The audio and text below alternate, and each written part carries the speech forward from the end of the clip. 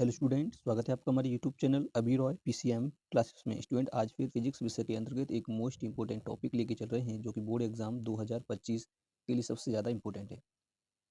यह question board exam में हर साल पूछा जाता है। पूछता है कि रदरफोर्ड का अल्फा कण प्रकीर्णन प्रयोग क्या है तथा इसके निष्कर्ष को भी समझाइए। इस प्रकार से कोई क्वेश्चन आपको पूछा जाता है बोर्ड एग्जाम में, तो आपको किस प्रकार से करना है और ये रदरफोर्ड का अल्फा कण प्रकीर्णन मॉडल है क्या, यानी कि एक मॉडल था जो रदरफोर्ड ने दिया था। ठीक है स्टूडेंट, ये हर साल बोर्ड एग्जाम में पूछा जाता है, इसलिए इसे अवश्य तैयार करें। ये 5 अंक में आपको मिलेगा। ठीक है, तो आज इस वीडियो में केवल हम पढ़ने वाले हैं रदरफोर्ड का अल्फा कण प्रकीर्णन मॉडल के बारे में, यानी कि अल्फा कण प्रकीर्णन प्रयोग के बारे में पढ़ने वाले हैं। ठीक है, नहीं इसी के आधार पर मॉडल दिया गया था। ठीक है, उसके बारे में भी हम देखेंगे। ठीक है, तो बने रहिए वीडियो के एंड तक। यदि चैनल पे नए हो तो चैनल को सब्सक्राइब कर लें, बेल आइकन को प्रेस कर ऑल पे जाकर क्लिक कर दें ताकि आने वाली वीडियो की नोटिफिकेशन आपको मिलती रहे। तो स्टूडेंट, इससे पहले मैंने एक वीडियो बनाया है जिसका नाम है, उस टॉपिक का जो नाम है वो टॉपिक का नाम है लुईस दे ब्रोगली तरंगदैर्घ्य के बारे में। जाकर के उस वीडियो को देख लें, क्योंकि वो भी बहुत ही इंपॉर्टेंट टॉपिक है जो कि 5 अंक में आपका बोर्ड एग्जाम में पूछा जाता है। ठीक है स्टूडेंट, तो उसे अवश्य तैयार करें। तो चलिए हम पढ़ते हैं रदरफोर्ड का अल्फा कण प्रकीर्णन प्रयोग क्या है। ठीक है, तो चलते हैं वीडियो को स्टार्ट करते हैं। तो चलिए स्टूडेंट, रदरफोर्ड का अल्फा कण प्रकीर्णन प्रयोग। देखिए, रदरफोर्ड एक वैज्ञानिक थे। इन्होंने अल्फा कण प्रकीर्णन के माध्यम से परमाणु का अध्ययन किया था। ठीक है, क्या किया था? परमाणु का अध्ययन किया था। इन्होंने क्या किया था? अल्फा कण प्रकीर्णन के प्रयोग से इन्होंने परमाणु का अध्ययन किया और उससे निकलने वाले निष्कर्ष को भी बताया। इन्होंने बताया कि एक परमाणु किस प्रकार का है, इसके केंद्र में क्या क्या उपस्थित है। ठीक है, उसके बारे में इन्होंने बताया था। तो रदरफोर्ड ने अल्फा कण प्रकीर्णन अपना जब दिया तो उन्होंने इसके लिए अल्फा कण, यानी अल्फा कण होता है स्टूडेंट हीलियम का नाभिक कह सकते हैं इसको, क्योंकि ये हीलियम के नाभिक जैसा ही होता है, इसलिए इसे अल्फा कण कहते हैं। क्योंकि हीलियम के नाभिक में कितने होते हैं? 2 प्रोटॉन होते हैं, 2 न्यूट्रॉन होते हैं। 2 प्रोटॉन 2 न्यूट्रॉन। ठीक है नहीं, तो इस प्रकार से इसमें क्या होता है, अगर वहां से 2 इलेक्ट्रॉन को निकाल दिया, देखो 2 इलेक्ट्रॉन होते हैं, 2 ही प्रोटॉन होते हैं। हीलियम का जो नाभिक होता है उसमें 2 प्रोटॉन होते हैं, 2 इलेक्ट्रॉन होते हैं, बाहर कक्षा में मतलब गति करते हैं, चक्कर लगाते हैं। तो 2 इलेक्ट्रॉन को अगर निकाल दिया जाए तो बचे हुए भाग को हम नाभिक कहते हैं। तो वही होता है अल्फा कण। ठीक है नहीं, अब अल्फा कण एक पॉजिटिव चार्ज होता है। कैसा होता है? Positive charge.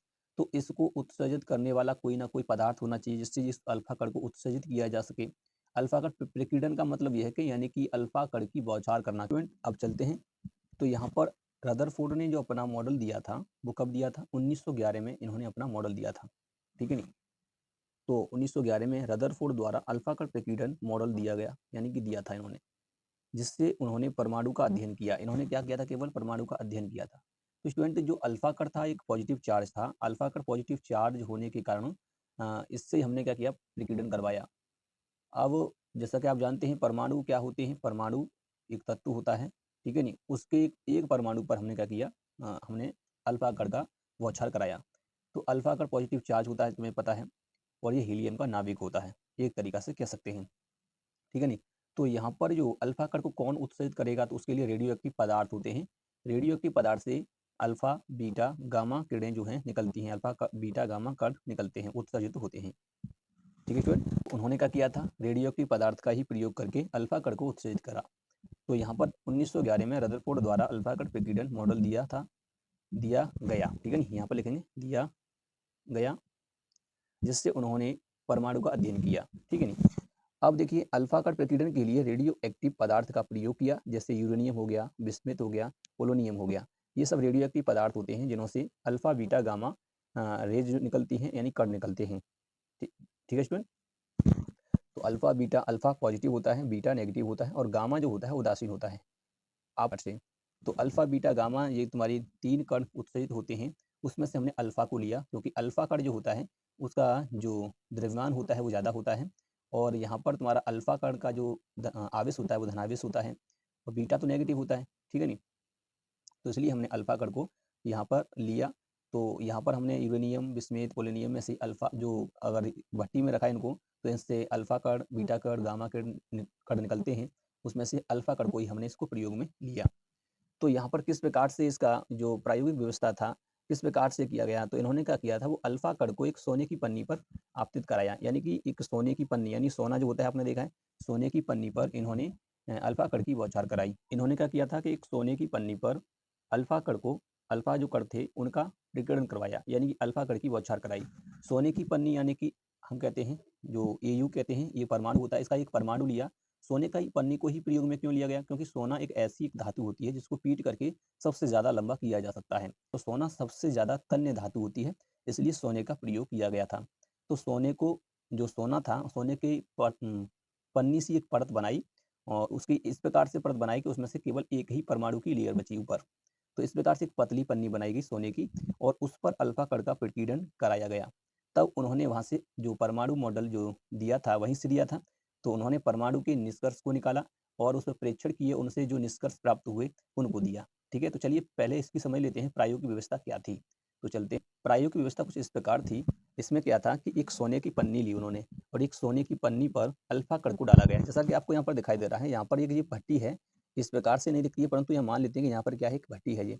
तो इस भट्टी में क्या करते हैं, ये परमाणु भट्टी होती है, इसमें यूरेनियम जो होता है, यूरेनियम हो गया, पोलोनियम हो गया, थ्योरियम हो गया, बिस्मिथ हो गया, इस प्रकार की कुछ क्या होते हैं, ये परमाणु होते हैं। ये रेडियो एक्टिव पदार्थ होते हैं। इनको जब इसमें रखा जाता है तो इससे क्या होता है कि अल्फा कण, बीटा कण और गामा कण उत्सर्जित होते हैं। तो अल्फा कण यहाँ से जब इसमें कौन सा, देखो रदरफोर्ड ने जो अपने रेडियो एक्टिव पदार्थ प्रयोग में लिया था वो था बिस्मिथ। कौन सा बिस्मिथ था? वो था 83-216। ठीक है नी, 83-216 बिस्मिथ को ही प्रयोग में लिया। इन्होंने इससे क्या किया, परमाणु भट्टी में रख करके यहाँ से अल्फा कण को उत्सर्जित कराया। अल्फा कण जब यहाँ से निकले तो अल्फा कण जाकर के पन्नी, ये पन्नी आपको दिखाई दे रही है पतली सी, एक सोने की पन्नी है। किसकी पन्नी है? सोने की पन्नी। तो इस सोने की पन्नी पर क्या किया, अल्फा कणों को डाला गया। तो यहाँ से अल्फा कण का प्रकीर्णन डाला गया।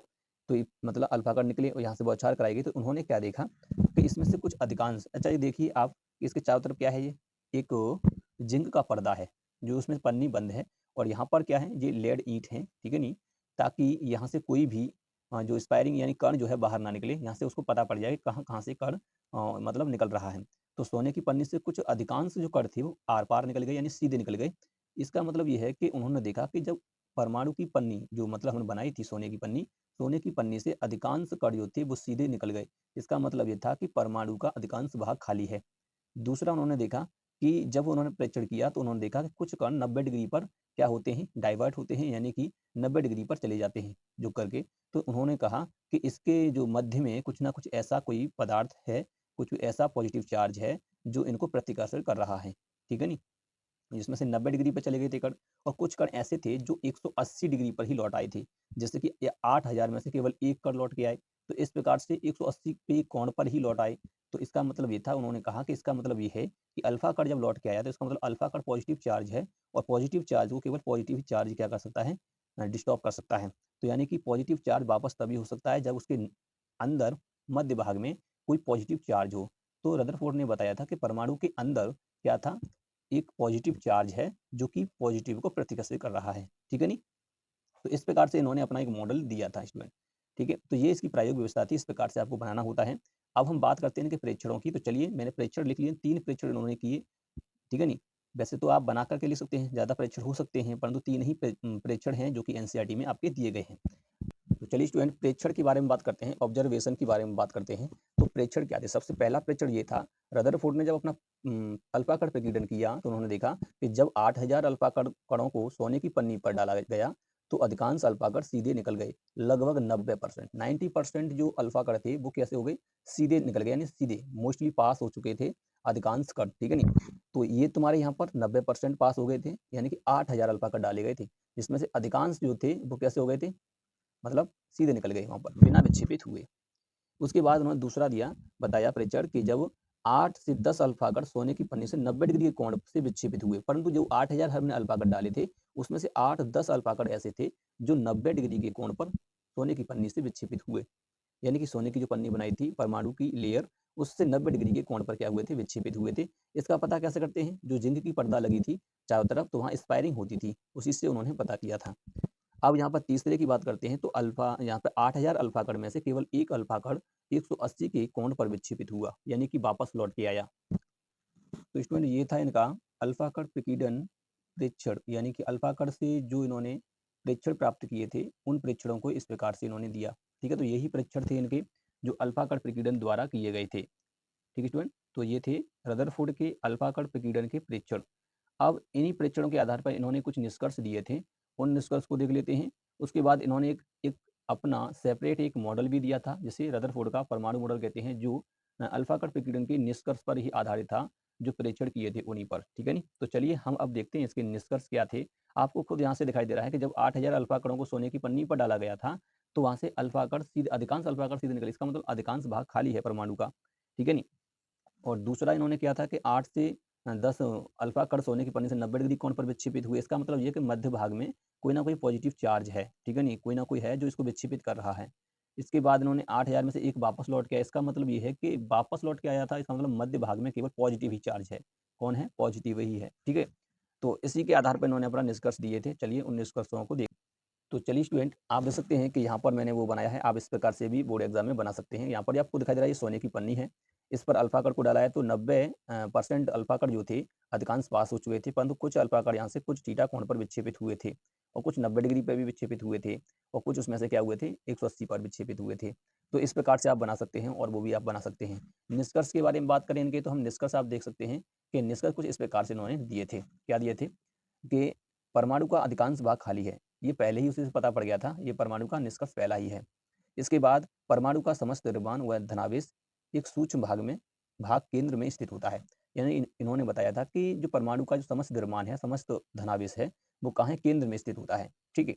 उसके बाद इन्होंने तीसरा प्रेक्षण जो दिया था, उसी के आधार पर इन्होंने बताया परमाणु के सूक्ष्म भाग को नाभिक कहते हैं। क्या कहते हैं हम? नाभिक कहते हैं। तो इसका मतलब ये स्टूडेंट कि जो परमाणु है, परमाणु की नाभिक की खोज की थी रदरफोर्ड ने की थी, ठीक है नी। तो ये इनके निष्कर्ष थे, और यही था इनका रदरफोर्ड का अल्फा कण प्रकीर्णन मॉडल, ठीक है नी। तो स्टूडेंट, ये था रदरफोर्ड का अल्फा कण प्रकीर्णन प्रयोग, जो कि बहुत ही आसान शब्दों में आपको बताया गया है। इसी प्रकार से आपको बोर्ड एग्जाम में लिखना है। तो उम्मीद करते हैं आपको ये वीडियो पसंद आया होगा। यदि वीडियो पसंद आई हो तो लाइक करें, शेयर करें, चैनल को सब्सक्राइब कर बेल आइकन को प्रेस जरूर कर दें, ताकि आने वाली वीडियो की नोटिफिकेशन आपको मिल सके।